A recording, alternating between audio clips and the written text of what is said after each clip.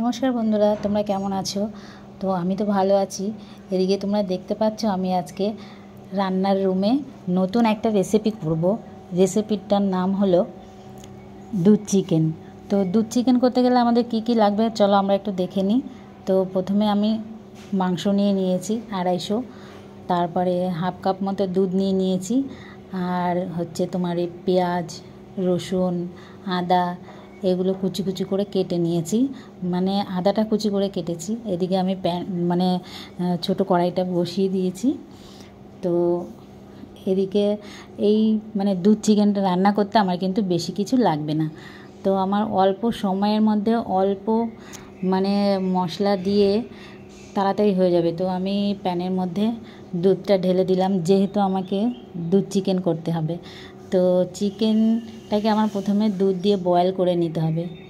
তো আমি দুধটা তো ঢেলে দিয়েছি, তোমরা দেখো এর পাশে আমি মাংসটাকেও আলাদা করে রেখেছি, ভালো করে ধুয়ে পরিষ্কার করে রেখেছি।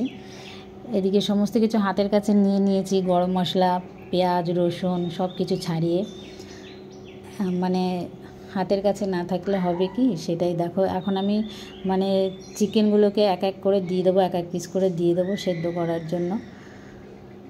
তো দিয়ে দিচ্ছি। দেখো এই রেসিপিটা আমার দেখে এতটাই ভালো লাগলো, একটু অন্যরকম মনে হলো যে আমরা এতদিন ধরে বাটার চিকেন খেয়েছি, চিলি চিকেন খেয়েছি, তারপরে দই চিকেন খেয়েছি, তারপরে এমনি বাড়িতে যেমন সাধারণ চিকেন রান্না করে খাই সেরকম খেয়েছি। তো এই চিকেনটা একটু অন্যরকম।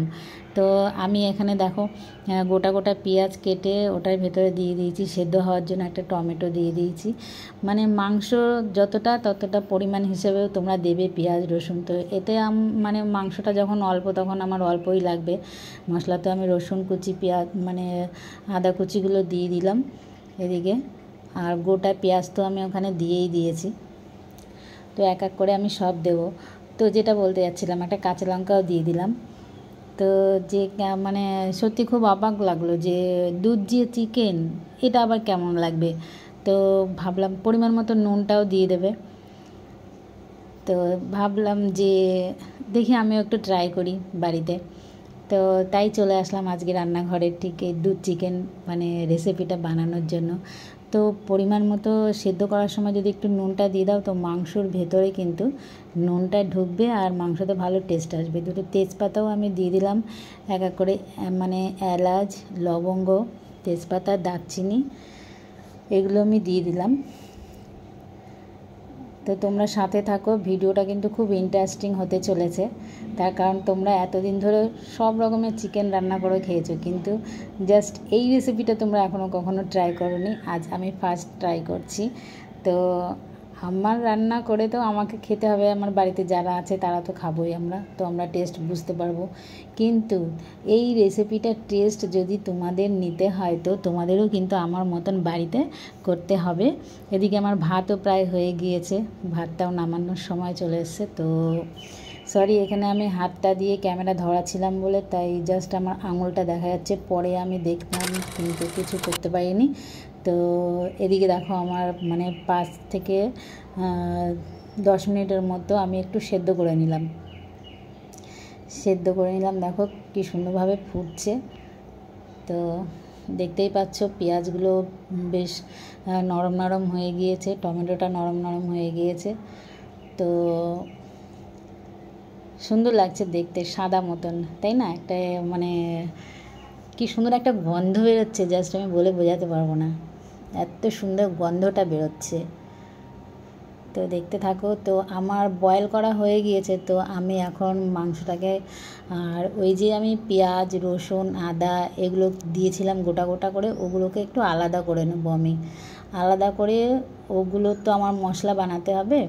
তো আমাকে কি করতে হবে, ওগুলোকে একটু আলাদা রেখে ঠান্ডা করতে হবে। পেঁয়াজ, রসুন, টমেটো, ঠিক আছে, এগুলো ঠান্ডা করার পরেই কিন্তু আমাকে মশলাটা করতে হবে। তো দেখো আমি প্লেটে করে নামিয়ে নিচ্ছি, এপাশে মশলাটা নামিয়ে নিচ্ছি, ওপাশে মাংস নামাচ্ছি। তো দুটো পাত্র নিয়ে নিয়েছিলাম। তো দেখতেই পাচ্ছ তো আমার হয়ে গেল। এখন আমি কি করব, এখন আমি টমেটোটার ছালটা আমি ছাড়িয়ে নেব। তো ছালটা ছাড়িয়ে নিলে কী হবে, আমি যে পেস্টটা করব, মশলার পেস্টটা করব, সেটা খুব মসৃণ হবে। তো আমি এক এক করে মশলাগুলো মিক্সির জারের ভিতরে দিয়ে দিচ্ছি। দেখো, তো জারের ভিতরে আমার প্রায় কমপ্লিট হয়ে গেছে দেওয়া। এবার আমি মশলাটা করার জন্য আমার আরেক দুটো জিনিস দিতে হবে, যেটা হচ্ছে জিরা আর ধনে। ঠিক আছে, একটু কাঁচা আর জিরা দুটোই আমি ওটার মানে মশলার ভিতরে অ্যাড করব। তো আমি অ্যাড করে নিলাম। অ্যাড করার পরে আমি মশলাটা করব, জাস্ট দেখাচ্ছি তোমাদের। দেখো, কাঁচা জিরে, ধনে আর মশলা মানে পেঁয়াজ, রসুন, আদা, টমেটো, ঠিক আছে, এগুলোকেই আমাকে পেস্ট করতে হবে। তো পেস্ট করার পরে একটা সুন্দর একটা মশলা হবে। তোমরা কিন্তু মানে মাংসতে গরম মশলাটা কিন্তু পরিমাণ মতন দেবে, ঠিক আছে, তা নাহলে কিন্তু অতিরিক্ত যদি বেশি হয়ে যায় তাহলে কিন্তু গন্ধ আসবে, ঠিক আছে, তখন খেতে পারবে না। তো জাস্ট আমি তো প্রথমবার বানিয়েছি, আমি অতটা বুঝতে পারিনি। পরে যখন খেয়েছিলাম তখন আমার মনে হচ্ছিল যে একটু গরম মশলাটা বেশি হয়ে গেছে, সেই কারণে আমি তোমাদের মনে করিয়ে দিলাম জিনিসটা। তো আমি তেল দিয়ে দিয়েছি, জিরাও দিয়ে দিয়েছি, আর এদিকে কুচিয়ে রাখা যে পেঁয়াজ ছোটো ছোটো করে কুচিয়ে রেখেছিলাম আমি, সেই পেঁয়াজগুলো কিন্তু আমি প্যানের ভিতরে দিয়ে দিলাম, একটু মানে তেলে ভাজা করে নেব। পেঁয়াজ আমার ভাজা মানে শুরু হয়ে গেছে, ভাজছি। দেখো, তেলে একটু পেঁয়াজটা ভালো করে না ভাজলে না ভালো লাগবে না দেখতে। আর পেঁয়াজের মশলাটা ভাজাটারও একটা ব্যাপার আছে, সুন্দর করে মশলাটাই হচ্ছে মাংসটার টেস্ট আনবে। তো আমি মশলাটা ভাজতে থাকি। এদিকে আমি পেস্ট করে রেখেছিলাম যে মশলা, সেই মশলাটা আমি এখন ঢেলে দিলাম। মশলাটা আমি পুরোপুরিটা ঢেলে দিলাম। তোমরা বুঝতে পারবে যে তুমি যতটা পরিমাণের মাংস নিয়েছো ততটা মানে তার থেকে বেশি হলো নাকি কম হলো। বেশি হলে তো রেখে দেবে, এবার কম হলে কি করবে, তখন মানে আর একটুখানি মশলা তুমি এক্সট্রা করে দিতে পারো, তাতে কোনো অসুবিধা নেই। তো আমার মশলাটা ঠিকই আছে, পরিমাণ মতো ঠিকই আছে। তো আমি মশলাটাকে এখন একটু বেশ মানে ভাজবো, একটু কড়া করে ভাজবো। তো ভাজতে হবে ততক্ষণই যতক্ষণ না মশলাটা থেকে তেল ছেড়ে আসবে, ততক্ষণই মশলা ভাজতে হবে। আমরা তো সবাই জানি, যেহেতু আমরা সবাই মানে কম বেশি বাড়িতে রান্না করি, ততক্ষণ ধরে আমাদের বুঝতে হবে।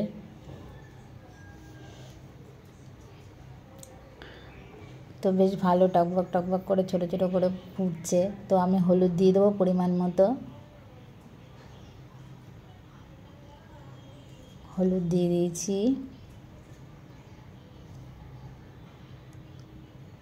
পরিমাণ মতো লবণ দিয়ে দেবো।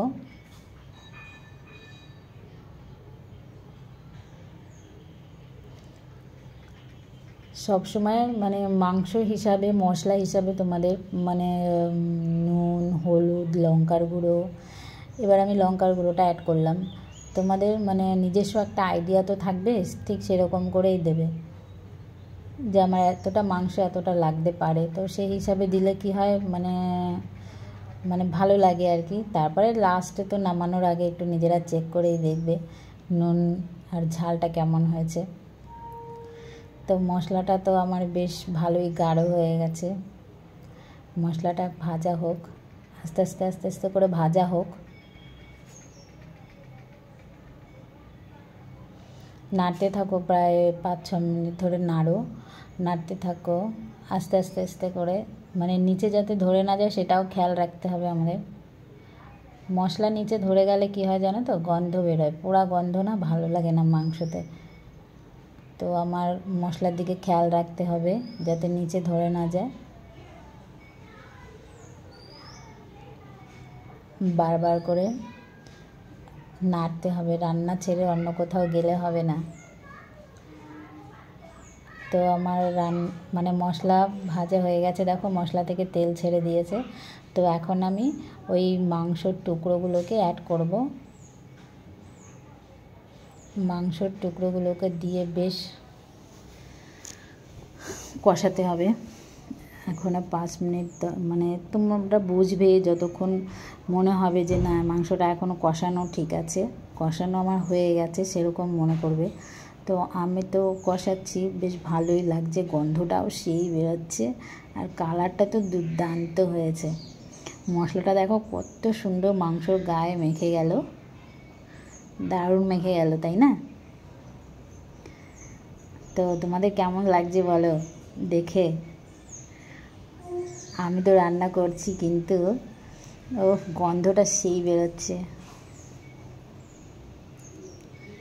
আর বারবার কিন্তু নাড়তে হবে। কষা প্রায় হয়ে গেছে আমার, প্রায় কি পুরোটাই হয়ে গেছে। এখন আমি জল দিয়ে দেবো, মানে 1 গ্লাসের মতন জল দিয়ে দেবো। তো জল দিয়ে বেশ ভালো করে মশলাটাকে নাড়িয়ে চাড়িয়ে একটু ঢেকে দিতে হবে।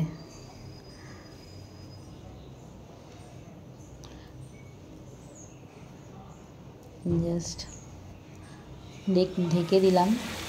ঢাকা প্রায় 10 থেকে 10 মিনিট বাদেই আমি তুললাম। তো আমার ঝোলটা বেশ গাঢ় গাঢ় হয়ে গেছে, মাংসটাও হয়ে গেছে, দেখতে খুব সুন্দর লাগছে, দেখতেই পাচ্ছ।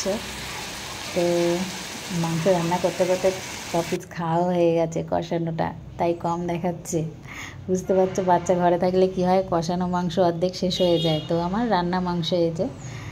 তো এবার আমি আমার ছেলেকে দিয়ে দেখলাম, কারণ ও অনেকক্ষণ থেকে বলছে মা আমি খাবো আমি খাবো। তো ওকে দিয়েই আমি টেস্টটা করালাম যে কেমন হয়েছে একটু খেয়ে বল। তো খেতে বসে খুবই গরম ছিল, তো ওর হাতটা একটু পুড়ে ছ্যাঁকা লাগলো, মুখে দিচ্ছে তো মুখে খেতে পারছে না, গরম। তো ধীরে ধীরে চেষ্টা করছে খাওয়ার, ধরতেই পারছিল না, এতটাই গরম। জাস্ট একটু একটু করে খেয়ে বলছিল ঠিক আছে, ফু দিচ্ছে, তাও নিতে পারছে না, এতটাই গরম। তো ছোটো মানুষ, হ্যাঁ ঠিক আছে, হ্যাঁ এবার খেয়ে বলল খুবই ভালো হয়েছে, ওয়াও হয়েছে বলছে, ওয়াও। তো সবাইকে বলতে বলছি কেমন হয়েছে, বলছে খুব ভালো হয়েছে, তোমরাও বাড়িতে এই রেসিপিটা ট্রাই করো। তো ট্রাই করে দেখো, যে কোনো জিনিস তো ট্রাই করতে ভালো লাগে। তো আমারও খুব ভালো লেগেছিলো। পরের ভিডিও নিয়ে আসছি।